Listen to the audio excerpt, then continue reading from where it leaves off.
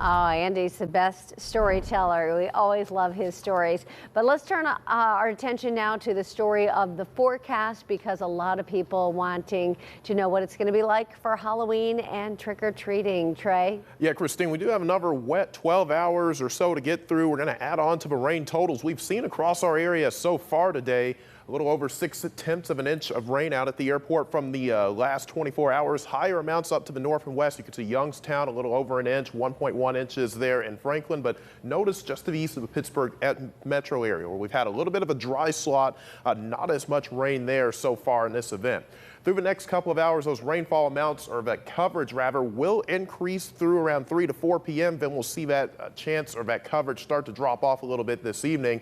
Notice temperatures up around 50 degrees before we fall back into the 40s with pretty strong winds in place as well as we head through the evening hours. Still looking at rain showers moving from southeast to northwest across Allegheny County. You can see this next round of more moderate rain stretching from southern portions of Beaver County around Midland back through Washington and Cannonsburg south toward I-70. This is where our next round of more moderate to heavy rain is coming from, northern West Virginia and southeastern Ohio. This will be the round that lift through the next 3 to 4 hours or so, and then we'll see a little bit more on the backside of that low pressure center. You can see the area of low pressure right now over northern West Virginia, a little bit of a dry slot moving up in between that. That's why we've seen a little bit of a break in the last couple of hours. But as that low works its way to the north and east, we still have some showers to get through the backside. That wraparound moisture you see across Ohio will move back in later this evening and into the nighttime hours. You can see that rain starting to wrap back in later this evening after sunset, and this will be fairly light. Our temperatures drop down into the lower 40s tomorrow morning with a few light showers,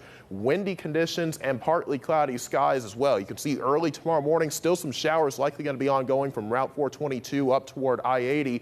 Those diminish, and then we remain mostly cloudy through the afternoon and evening hours. We can't rule out a stray shower with a weak disturbance passing over our southern counties tomorrow evening, but for trick-or-treating, most spots will be dry, breezy, and partly cloudy.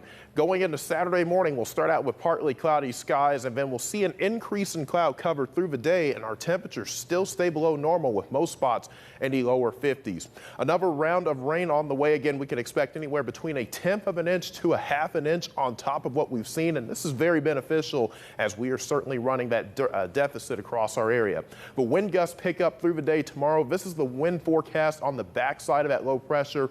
Wind gusts between 35 and 50 miles per hour possible in the peaks of the Laurel Highlands and the ridges. So if you are in those areas, make sure you do tie down those decorations, as they could certainly go flying. But then those winds will start to diminish a little bit going into the day on Saturday. Here's your 7-day forecast. 50 today for that high temperature. Morning rain showers tomorrow and windy conditions. We can't rule out a stray shower in the afternoon or evening, but skies will generally be mostly cloudy for trick-or-treating as those temperatures drop back into the mid-40s. 53 coming up on Saturday, partly cloudy. More clouds coming up Saturday into Sunday, and we're going to keep an eye on Sunday as there's another disturbance that could pass through our region, giving us a low chance for a few showers. But then after that, our temperatures start to warm up a little bit going into the early to middle part of next week.